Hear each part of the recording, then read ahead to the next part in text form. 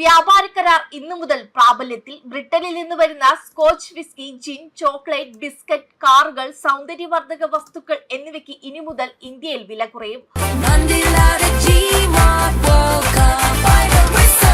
ഗോളടിക്കൂ, football സമ്മാനമായി നേടൂ. LED ടിവികൾക്ക് 70% വരെ ഡിസ്കൗണ്ട്. ആഘോഷിക്കൂ ഈ ഫുട്ബോൾ വേൾഡ് കപ്പ് ഗോപുനന്ദിലെ ജിമാർട്ടിനൊപ്പം.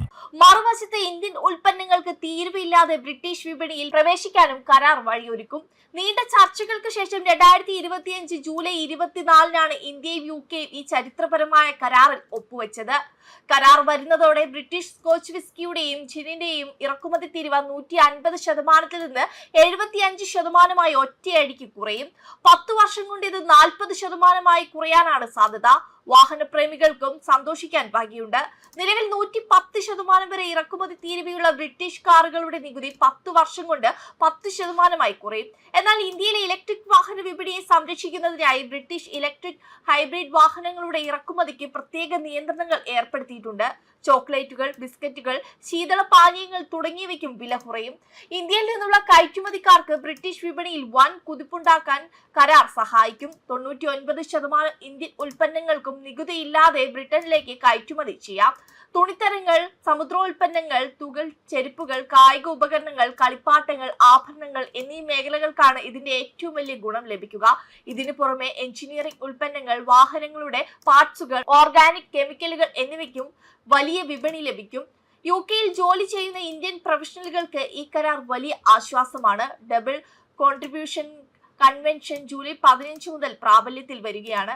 ഇതോടെ ബ്രിട്ടനിലെ സോഷ്യൽ സെക്യൂരിറ്റിയിലേക്ക് ഇന്ത്യക്കാർ നൽകിയിരിക്കുന്ന തുക ഒഴിവാകും. പകരം ഈ തുക ഇന്ത്യയിലെ PF അക്കൗണ്ടിലേക്ക് മാറ്റാം. ഇതിലൂടെ പ്രവാസികൾക്ക് തങ്ങളുടെ ശമ്പളത്തിന്റെ 25% ലഭിക്കാനും അതിന് പലിശ നേടാനും സാധിക്കും.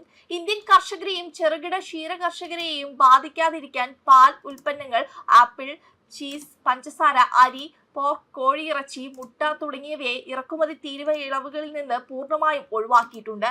2025-26 കണക്കുകൾ പ്രകാരം ഇന്ത്യ UK വ്യാപാരം $25.13 ബില്യൺ ഉയർന്നിട്ടുണ്ട്. ഇന്ത്യയുടെ കയറ്റുമതി $13.44 ബില്യൺ ഇറക്കുമതി $11.68 ബില്യൺ ഈ കരാറിലൂടെ 10 വർഷത്തിനുള്ളിൽ UK-യിൽ നിന്നുള്ള കയറ്റുമതിക്കാർക്ക് പ്രതിവർഷം 900 ദശലക്ഷം പൗണ്ടിന്റെ നികുതി ലാഭമുണ്ടാകും. ഇന്ത്യയിൽ നിന്നുള്ള ഇറക്കുമതിക്കാർക്ക് 220 ദശലക്ഷം പൗണ്ടിന്റെ ലാഭവും ഉണ്ടാകുമെന്നാണ് കണക്കുകൂട്ടൽ. 2040 ആകുമ്പോഴേക്കും ബ്രിട്ടനിൽ നിന്നുള്ള കയറ്റുമതിയിൽ 60%, ഇന്ത്യയിൽ നിന്നുള്ള ഇറക്കുമതിയിൽ 25% വർധനമാണ് പ്രതീക്ഷിക്കുന്നത്. ഇതുവഴി UK-യുടെ GDP-യിൽ 0.13% വളർച്ചയുണ്ടാകും. അതേസമയം പ്രതിരോധ സാങ്കേതിക വിദ്യകൾ സംയുക്തമായി വികസിപ്പിക്കുന്നതിനും ഉൽപ്പാദിപ്പിക്കുന്നതിനുമുള്ള 10 വർഷത്തെ പ്രതിരോധ റോഡ്മാപ്പ് ഇരു രാജ്യങ്ങളും നടപ്പിലാക്കി വരുന്നുണ്ട്. UK-യിലെ ഉന്നത വിദ്യാഭ്യാസത്തിന് ഇന്ത്യൻ വിദ്യാർത്ഥികൾക്കിടയിൽ വലിയ പ്രിയമുണ്ട്.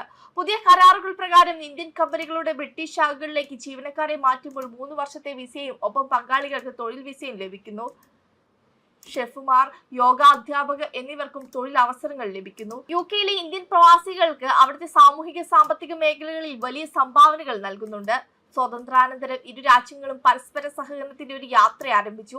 2 പരമാധികാര രാജ്യങ്ങൾ തമ്മിലുള്ള രാഷ്ട്രീയ, സാമ്പത്തിക, സാംസ്കാരിക ബന്ധങ്ങൾ ഉൾക്കൊള്ളുന്ന ഒരു ഉഭയകക്ഷി ബന്ധം സ്ഥാപിച്ചു. ഇന്ന് ഇന്ത്യയും ബ്രിട്ടനും ഇടയ്ക്കിടെയുള്ള ഉയർന്ന തരത്തിലുള്ള കൈമാറ്റങ്ങൾ, ശക്തമായ വ്യാപാര നിക്ഷേപ ബന്ധങ്ങൾ, വിപുലമായ ജനങ്ങൾ തമ്മിലുള്ള ബന്ധം എന്നിവയാൽ സവിശേഷമായ ഒരു ബന്ധം പങ്കിടുന്നു. ഇന്ത്യയുടെ മുൻനിര വ്യാപാര പങ്കാളികളിൽ UK സ്ഥിരമായ ഒന്നാണ്. അതേസമയം ബ്രിട്ടീഷ് ബിസിനസ്സുകാർക്ക് ലാഭകരമായ നിക്ഷേപാവസരങ്ങൾ വാഗ്ദാനം ചെയ്യുന്ന ഏറ്റവും വേഗത്തിൽ വളരുന്ന സമ്പദ് വ്യവസ്ഥകളിൽ ഒന്നാണ് ഇന്ത്യ. വെബ് ഡെസ്ക് കർമ്മ ന്യൂസ്.